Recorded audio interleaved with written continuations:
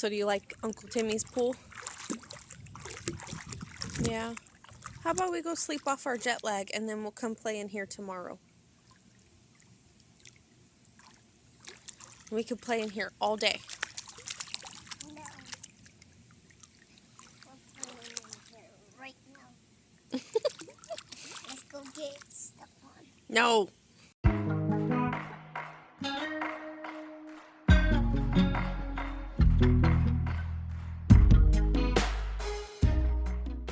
Alrighty, so we are re-recording this because it was gonna be a series originally. I had a plan for it to be a series, and then ultimately decided that there was nowhere near enough video. Like, I barely recorded any of this, so turning it into a series didn't make a whole lot of sense. But we're gonna get into teaching Elias how to swim and help him conquer his fear of water. So the first things first, I have to break down his fear, and you're gonna hear them in the background. They're playing. It is what it is. Welcome to motherhood. But yeah, his fear came out of nowhere. We were living with my uncle at the time, and all of a sudden he was just afraid one day. Like, it really did come out of nowhere. Like, he loved bath time. He had been in pools before. He never really minded. And then one day I went to go give him a bath, and he's screaming and crying and kicking and thrashing and trying to get away. So I had to empty out the bath and turn on a shower, and I had to carry him in with me, holding him while he was crying and trying to just scrub what I could to get him clean. And I wasn't really entirely sure where this came from, why it happened, and how to fix it. And that lasted for a very long time, like months. It lasted for months. Eventually he did get over that and was letting me bathe him again, like without the fight and the hassle. But swimming, never really got into that for years. We have to figure out how to play nicely together. And we can't control how the other one plays. Okay, boys? Okay. But yeah, we would go and we would swim with his cousin because she lived in an apartment. And I would try to get him in. And ultimately what that ended up looking like is he would have a swimsuit on, he'd have his floaty on, and he would cling on to me and refuse to let go. He would hold on for dear life. He would panic until he was out of the pool.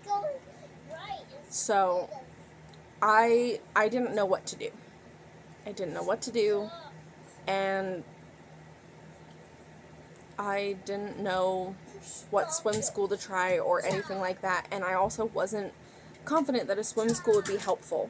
I feel like a lot of environments can be overstimulating, and that it can be a lot of pressure to have so many people with you. Like, he was being thrown into a pool, he was being walked into a pool with me carrying him at a public pool, because like, there's a lot of other people there, a lot of people that you don't know, etc.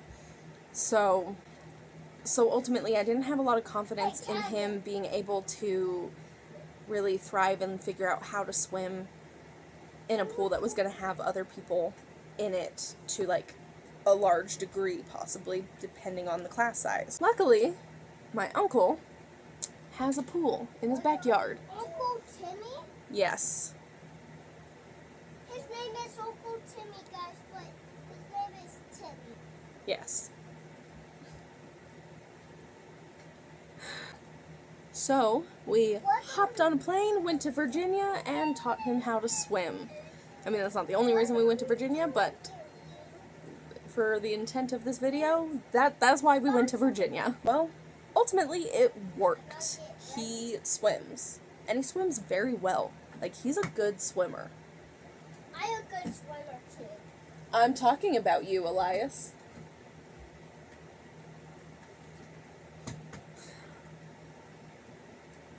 But yeah, I also wanted to know where this fear came from, because obviously with it coming out of nowhere, it seemed so intense to just be random. And I don't think most fears are just random that show up one day out of nowhere. Like I don't think that that's how the majority of fears work. Like you tend to be afraid of things for reasons, especially when it's like such a drastic change in his attitude towards it. So I have a theory as to why his fear of water started.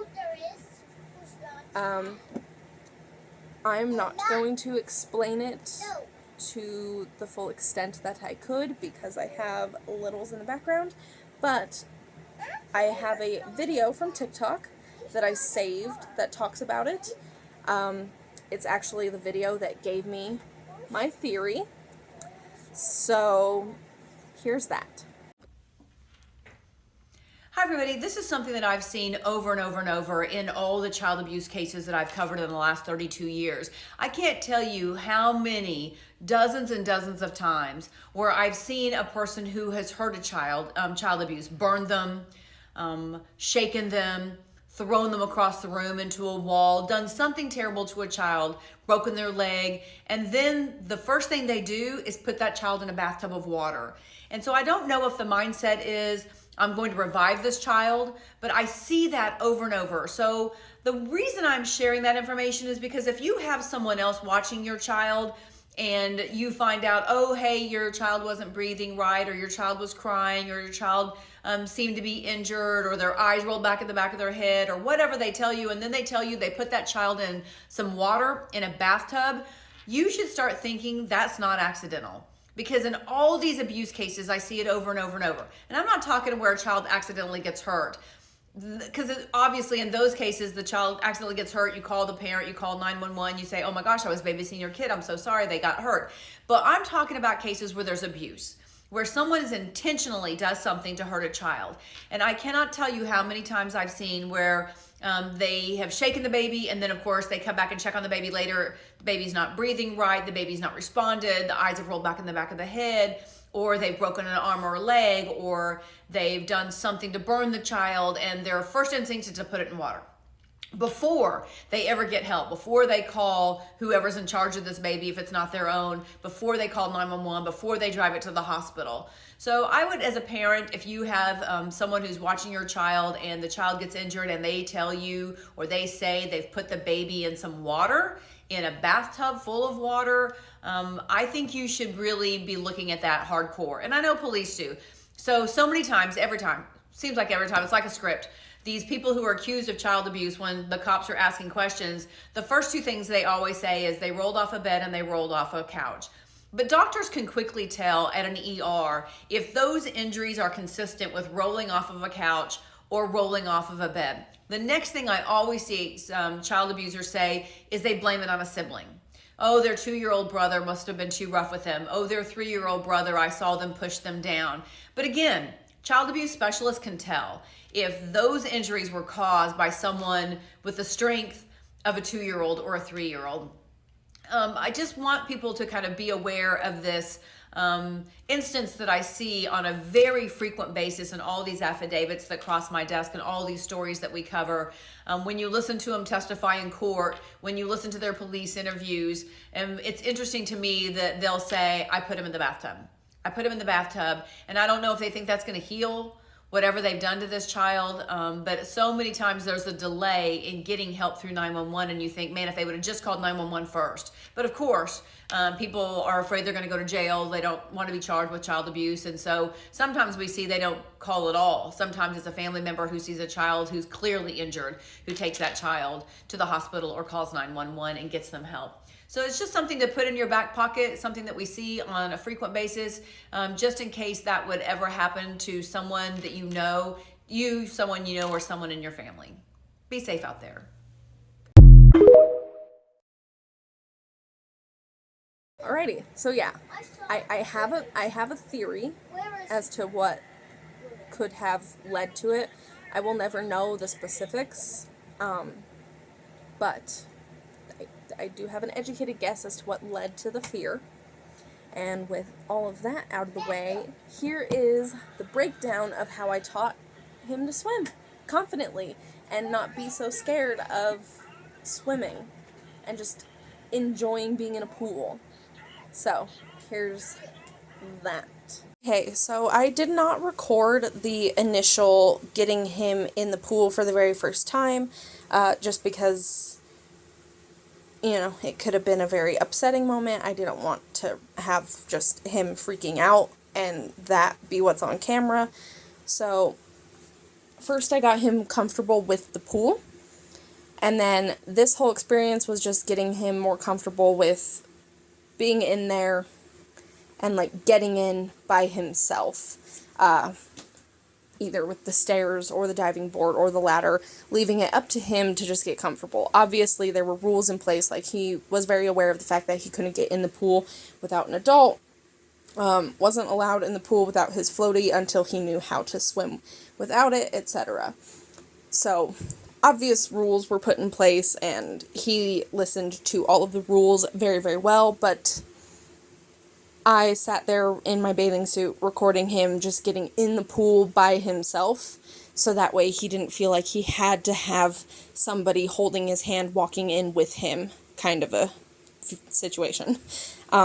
If that makes any sense. I don't know if it makes sense. But I figured a general breakdown of how we went about it would be the most helpful when explaining this, because I'm sure he's not the only kid that has a fear of water that parents are trying to get to swim and encouraged to swim, and you know, not everybody does swim school and stuff, so this is just the method that worked for us. But yeah, he ended up choosing the ladder, and these first few days of swimming he was very adamant about hanging onto the wall, as you can see here, and we really had to focus on getting him used to just actually stepping out, especially because the shallow end of the pool that he's in right now, he could reach the bottom of.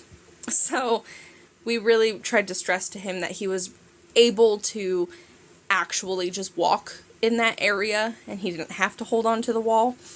To be fair, he could only touch it with his flippers, but since he was also in his floaty, just like building that confidence was really what we were going at. So like, you could touch the bottom because of the length that your flippers give you.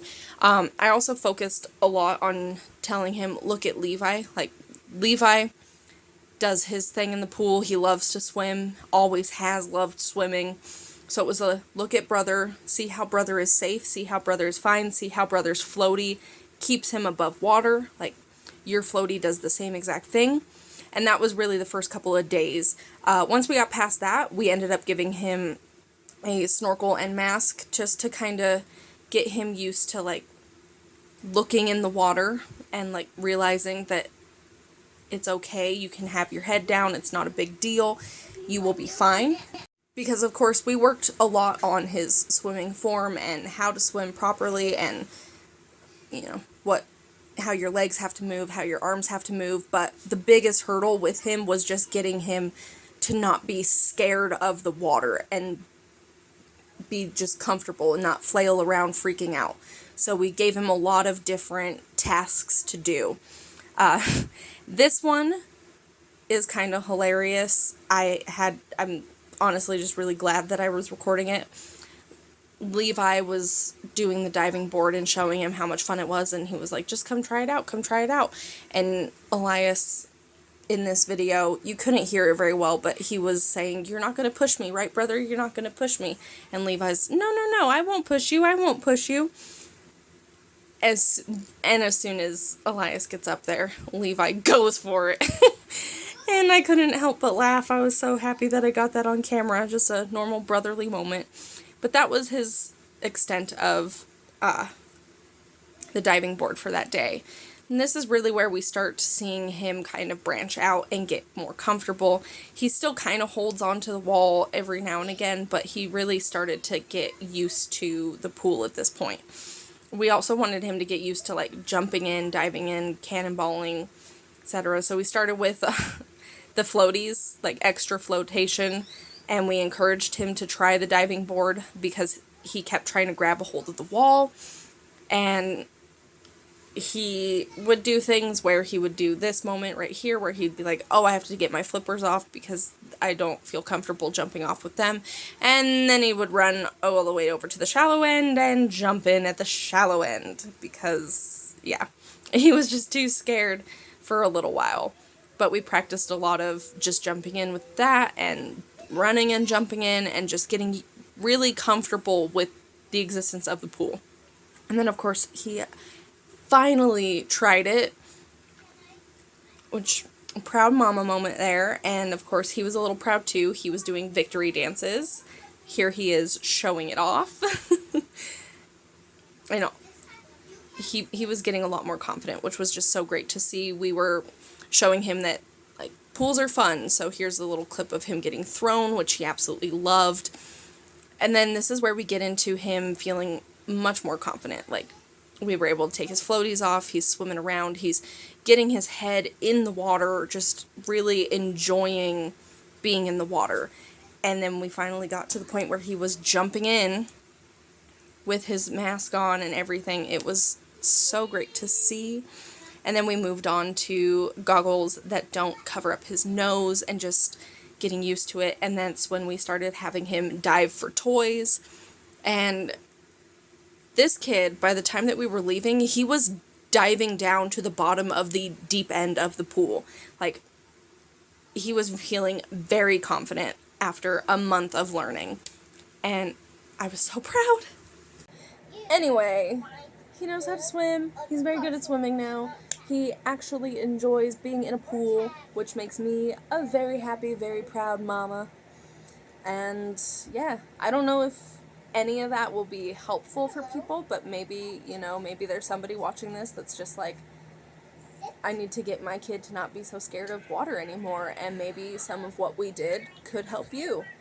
I'm like, the main focus was really just small increments, little tasks at a time, and reward. Blech, I can't talk apparently now, but yeah, that's how we did it.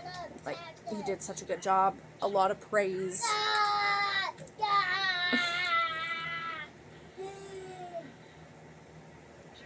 And yeah, ultimately, it worked. So maybe it'll be helpful for somebody else that needs it.